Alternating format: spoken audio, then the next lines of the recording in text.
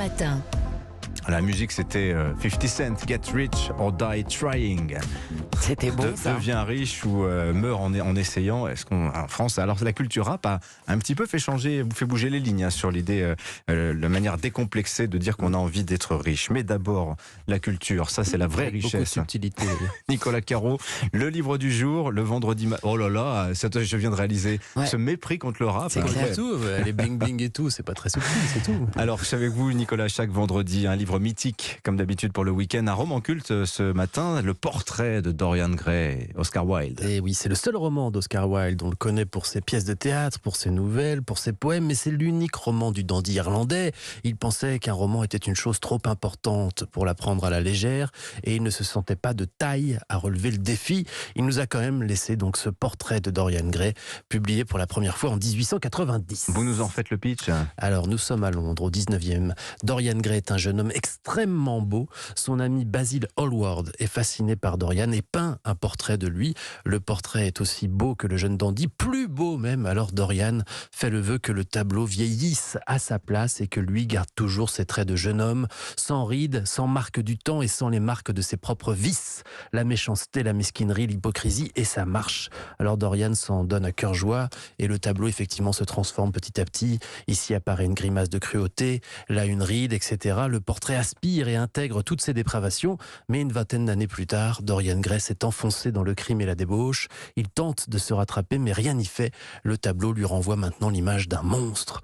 Et je ne vous raconte pas la fin. Mais comment vient cette idée incroyable à Oscar Wilde, Nicolas? Eh bien, il s'inspire d'un personnage qui a bel et bien existé, un certain John Gray, mais G-R-E-Y et pas A comme dans le portrait.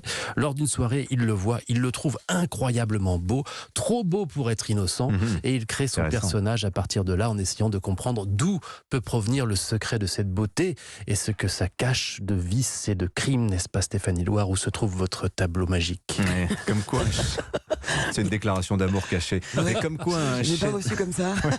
comme quoi, c'est un peu tordu, mais pourquoi pas. Comme quoi un chef-d'œuvre, finalement, ça tient parfois du hasard. Ah oui, un chef-d'œuvre. Son portrait de Dorian Gray a connu depuis le succès on en parle encore aujourd'hui. C'est vrai. Vous voyez. Et pourtant, Oscar Wilde n'était pas du tout fier de lui. Il aurait même voulu empêcher la parution du roman s'il avait pu, de l'orgueil ou la marque du génie, on ne sait pas. Mais de toute façon, Dorian Gray était aussi un peu Oscar Wilde. On peut même dire que la fascination de l'écrivain pour la beauté le mènera sans doute à sa perte, à sa terrible fin. Oui, parce qu'il se suicide, Oscar Wilde. Il meurt dans la misère à Paris après avoir été condamné pour homosexualité, avoir fait 2 ans dans les geôles de Reading, complètement oublié de tous et dans la misère totale. Vous avez dit trop beau pour être innocent. En France, sont trop riches pour être innocents. Pour reboucler avec notre vendredi thématique. Allez, on passe à la musique. Beaucoup plus joyeux, beaucoup plus énergique, surtout Stéphanie Loire. Le nouveau Arctic Monkeys dans les bacs aujourd'hui. Oui, le groupe porté par le génial Alex Turner apporte une pierre de plus à son édifice discographique avec un 7e album studio. Alors avant de plonger dans la nouveauté, je vous propose un petit bain dans le passé. Arctic Monkeys est une bande de rockers originaire de Sheffield. À son actif, 7 Brit Awards, 3 nominations Grammy Awards, plusieurs fois tête d'affiche au festival de Glastonbury et des tubes à faire de la air guitar sur les genoux, tel que celui-ci, titre pour lequel j'ai un profond respect, raison pour laquelle je n'écorcherai pas son nom. Si vous voulez le prononcer, Dimitri, je vous laisse vous casser les dents. Non. Et voilà, personne n'y va. En tout cas, il est publié en 2006 et il est très bon. Ah, d'accord.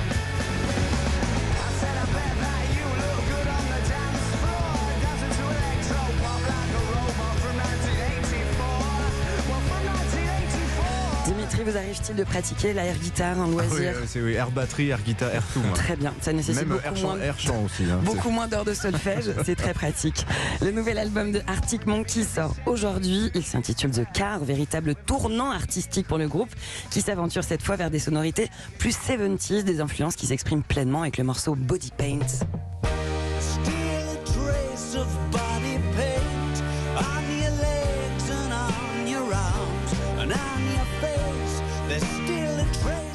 Ils ont pris une machine à remonter le temps, là, c'est incroyable. Il y a une vraie tendance en ce moment autour des sonorités 70. Alors après un passage absolument détonnant au Festival Rock en Scène en août dernier, Alex Turner révèle cette fois une nouvelle facette de crooner décadent qui lui va très bien, toujours entouré bien sûr de sa formation ultra classieuse. Un autre titre de cet album sublimé par des arrangements de cordes grandioses, le morceau, je ne vais pas le prononcer, hein, vous y allez Dimitri ou pas? I ain't quite where I think I am.